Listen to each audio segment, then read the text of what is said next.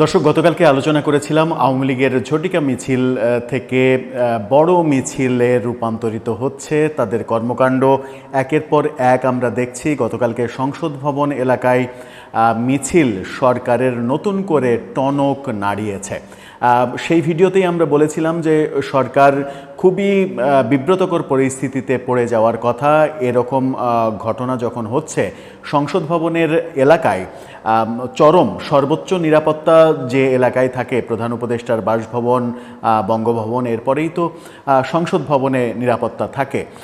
সেই নিরাপত্তা বেষ্টনীর এলাকায়, মানে 1 নম্বর প্রায়োরিটির যে নিরাপত্তা থাকা উচিত, সেই নিরাপত্তা বেষ্টনীর এলাকায় আওয়ামী লীগ যখন মিছিল করলো এবং একটা বড় দীর্ঘ রাস্তা যখন তারা অতিক্রম করলো, সেখানে শত শত পুলিশ থাকার কথা, তারপরেও যখন কোনো ধরনের কোনো প্রতিরোধ পুলিশের দেখা গেল না, মিছিল শেষে পুলিশের মানে নামমাত্র একজনকে ব্যানার হাতে পেয়ে তাকে গ্রেপ্তারের ঘটনা আমরা যখন দেখলাম, তখন প্রশ্ন উঠতেই পারে যে সরকার এই ঘটনায় কতটা বিব্রত হবে। এবং সেটাই ঘটল। গতকালকে সরকার এরকম পরিস্থিতির প্রেক্ষাপটে জরুরি মিটিং করল উপদেষ্টা পরিষদের, এবং উপদেষ্টা পরিষদের মিটিং থেকে বেশ কিছু সিদ্ধান্ত এসেছে। কেন হঠাৎ করে তারা এই আওয়ামী লীগের ঝটিকা মিছিলকে কেন্দ্র করে জরুরি মিটিং করলো, কেন জরুরি মিটিং করতে হলো, কি তাদের সিদ্ধান্ত হলো, কি কি ধাপে তারা এগোতে চাচ্ছে, কোনভাবে আওয়ামী লীগকে মোকাবেলার পরিকল্পনা তারা করছে, যেগুলো সরকারের তরফ থেকে জানানো হয়েছে, জানানোর বাইরে তো আর আমাদের কিছু জানার উপায় নেই।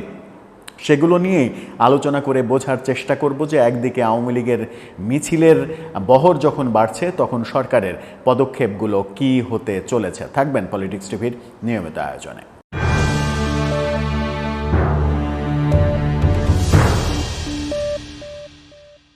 দর্শক, বলছিলাম আওয়ামী লীগের মিছিলের বহর বাড়ছে এবং গতকালকে সংসদ ভবন এলাকায় মিছিলটাই সবথেকে বেশি আলোচিত হয়েছে। এবং এরকম প্রেক্ষাপটে সরকার উপদেষ্টা পরিষদের বিশেষ মিটিং করেছে, যেখানে 9 জন উপদেষ্টা উপস্থিত ছিলেন।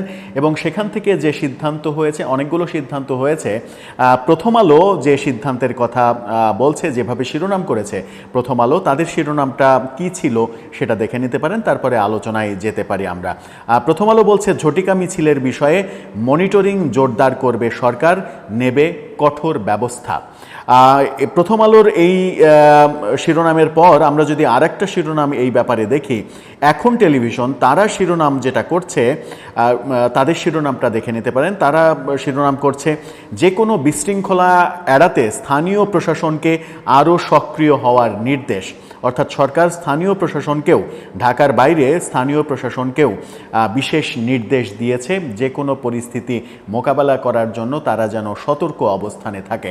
তার মানে সরকারের টপ মোস্ট প্রায়োরিটির মধ্যে এটা পড়ে গেছে। গতকালকের সংসদ ভবন এলাকায় আওয়ামী লীগের মিছিল সরকারের টনক নাড়িয়ে দিয়েছে।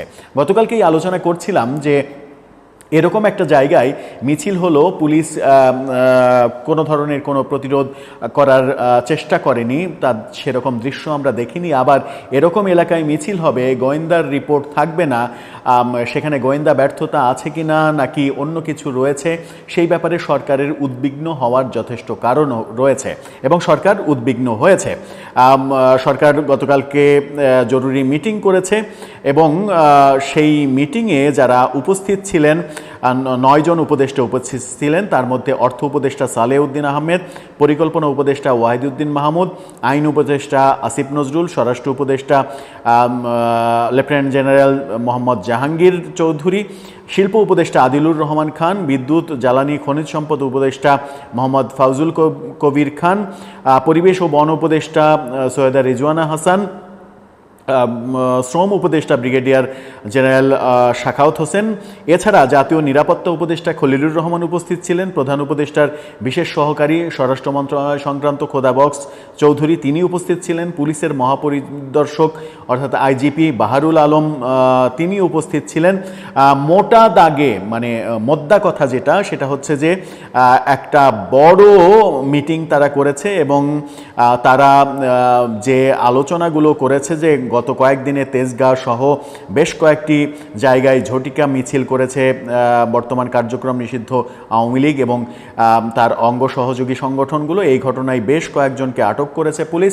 এই তথ্য যেমন জানানো হয়েছে, তেমনি সরকারের তরফ থেকে এই ব্যাপারটাকে মানে টপ প্রায়োরিটি দিয়ে এই ব্যাপারে মনিটরিং বাড়ানোর জন্য পুলিশকে নির্দেশ দেওয়া হয়েছে। আইনশৃঙ্খলা পরিস্থিতি স্বাভাবিক রাখা, পুলিশের বিশেষ সতর্কতা জারি, পুলিশের বিশেষ মনিটরিং সেল তৈরি করা, স্থানীয় প্রশাসনকে বিশেষ সতর্কবার্তা দেয়া, সব মিলিয়ে একটা বেশ সাজ রব দেখা যাচ্ছে সরকারের মধ্যে যখন আওয়ামী লীগ একের পর এক শোডাউন করছে। একদিকে আওয়ামী লীগের শোডাউন, আর একদিকে সরকারের তৎপরতা।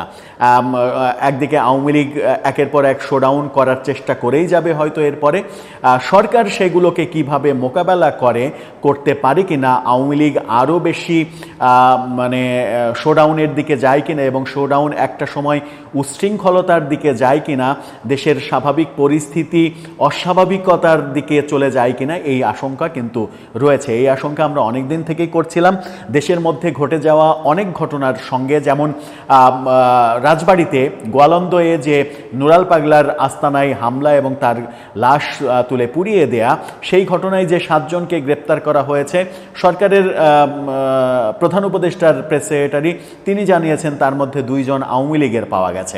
এখন এই আওয়ামী লীগের 2 জন অভিযুক্ত, নাকি আওয়ামী লীগেরও 2 জনকে খুঁজে পেয়ে এর সঙ্গে আওয়ামী লীগের সংশ্লিষ্টতা রয়েছে, আওয়ামী লীগ এই কর্মকাণ্ডগুলো করে দেশব্যাপী একটা অস্থিরতা তৈরি করতে চাইছে, এই ধরনের আইওয়াস আইন শৃঙ্খলা রক্ষাকারী বাহিনীর রয়েছে কিনা গোয়ালন্দতে মূল ঘটনা আড়াল করতে, তথাকথিত তৌহিদি জনতাকে সেভ করতে এই ধরনের আয়োজন কিনা, সেই আলোচনাও ভিন্ন ভিন্নভাবে বিভিন্ন জন করার চেষ্টা করছেন। এরকম প্রেক্ষাপটে আমার মনে হয় যে সরকার বেশ বিব্রতকর পরিস্থিতির মধ্যে পড়ে গেছে।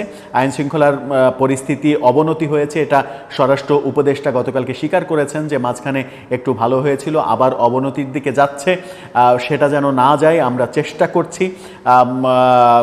মানে ওই গোয়ালন্দের ঘটনাতে কারা জড়িত সেটা নাকি তদন্ত হচ্ছে, কিন্তু আমরা প্রকাশ্যেই দেখতে পাচ্ছি কর্মকাণ্ড এবং কারা মিটিং করেছে, মিটিং করে কারা নির্দেশনা দিয়েছে, এরকম ভিডিও ফুটেজ সামাজিক যোগাযোগ মাধ্যমে যখন ভাইরাল হয়ে গেছে, তাদের ব্যাপারে কোনো ধরনের পদক্ষেপ সরকারের যখন দেখছি না, তখন আইন শৃঙ্খলা রক্ষার পুরো ব্যবস্থাটাই আদতে ভেঙে পড়বে কিনা, এটা আরও বেশি প্রশ্নবিদ্ধ হবে কিনা যে সরকার আইন শৃঙ্খলার ব্যবস্থার উন্নতি করতে পারছে না, সেটাকে এক ধরনের শাক দিয়ে মাছ ঢাকার জন্য আওয়ামী লীগের ওপরে দোষ চাপিয়ে ব্যাপারটাকে পাশ কেটে যাওয়া যায় কিনা, সেই চিন্তার মধ্যে সরকারের কোনো স্টেক হোল্ডার রয়েছে কিনা, সেই আলোচনাও কিন্তু বিভিন্ন দিকে উঠছে।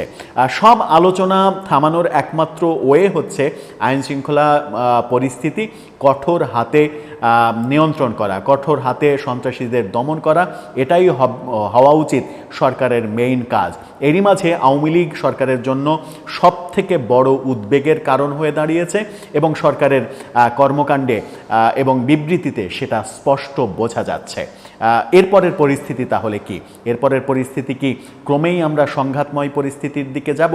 যে সংঘাত থেকে আমরা উত্তরণের পথ খুঁজছি, 1 বছর আগে যে সংঘাতময় পরিস্থিতি, তারপরে গত 1 বছর ধরে যে আমরা প্রতিশোধের রাজনীতি, প্রতিশোধের হিংসা, প্রতিশোধ নেয়া, এই ব্যাপারগুলো যখন দেখছি, সেখান থেকে যখন আমরা উত্তরণের পথ নিয়ে নানাভাবে আলোচনা করছি এবং প্রত্যাশা করছি, ঠিক সেই সময় আবারও দেশ কি সংঘাতের পরিবেশে যাবে কিনা, আইন শৃঙ্খলা রক্ষাকারী বাহিনী ভার্সেস আওয়ামী লীগ, এরকম পরিস্থিতি এবার তৈরি হবে কিনা, সেই আশঙ্কা কিন্তু উড়িয়ে দেয়া যায় না। দর্শক, আপনার কি মনে হয় শেষ পর্যন্ত সরকারের এই তৎপরতা কোন দিকে যাচ্ছে? আপনার মতামত জানিয়ে লিখতে পারেন আমাদের কমেন্ট বক্সে।